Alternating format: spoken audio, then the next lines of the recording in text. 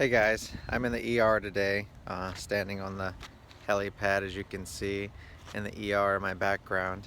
And I just want to talk a little bit about digestion since I just saw a patient that was struggling with some issues. Ended up in the ER because they had eaten too much food last night, actually some steak, and they previously had a gastric sleeve. And so that already means that someone's having digestive issues and struggling with their weight and probably inflammation. And so this person had eaten too much steak, bigger pieces than they're supposed to with a gastric sleeve. And as you probably imagine, the stomach has decreased capacity to digest food when it's stapled smaller and cut out or whatever they might have done. And so it's important to know that the stomach has two main functions, or I should say one main function carried out in two main ways. And the main function is to acidify and break down food. So our mouths and teeth chew up food and try to break it down into smaller pieces. And then those smaller pieces get to the stomach. And in the stomach releases gastric juices, which is mainly stomach acid, HCl, hydrochloric acid. And this HCl is supposed to break down the food. And there's a few enzymes in the stomach, but really not much. Majority of it is just the acid to break down and emulsify the food. But if you already have a shrunken stomach and maybe even decreased stomach acid from stress, anxiety, inflammation, whatever else this person may be struggling with, then you don't make much stomach acid. So if you don't have enough stomach acid to break down the food, the small intestines aren't going to receive this food.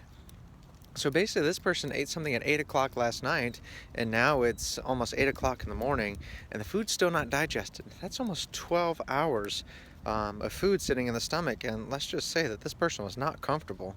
So what do you do in that situation? Well, it's fairly simple. The stomach can digest food in two main ways. One is they can digest it with stomach acid. The other way is with contraction and squeezing, a churning motion that the stomach can break down the food. But the problem this person was having was they don't have a very big stomach, and so it wasn't able to squeeze and churn the food because it was just full and it couldn't squeeze anymore. It's like overextending your arm past your overextending your elbow to where you can't actually lift anything because you've dislocated the elbow. Well, similar to the stomach. The food had stretched the stomach so far that it had kind of overextended the squeezing capabilities. And so this person didn't have enough stomach acid or enzymes to break down the food, and they were struggling. So what do you do other than wait? What I suggested was for her to go find some betaine HCl, which is basically acid. Once it mixes with water, it turns into acid, and digestive enzymes, because clearly her stomach wasn't digesting the food appropriately. And so by adding in these digestive enzymes and stomach acid, hopefully the food will break down with the enzymes and acid, and then the small intestines will open up and actually receive the food.